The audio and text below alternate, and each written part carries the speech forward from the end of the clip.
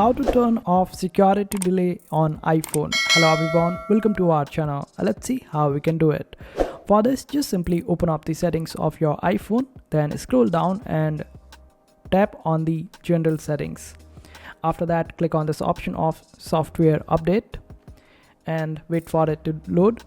And if there is any update, just make sure that you update your iPhone to the latest version. After that, just simply get back. Now you need to open up the settings and click on this option of screen time over here. Click on it. Then you need to scroll down and you would be able to find this option of content and privacy restrictions. Simply click on it. Make sure that you turn it off. After that, you need to get back. And this time you need to open up the Face ID and passcode.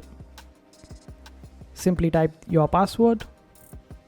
After that, scroll down and here you would be able to find this option of stolen device protection.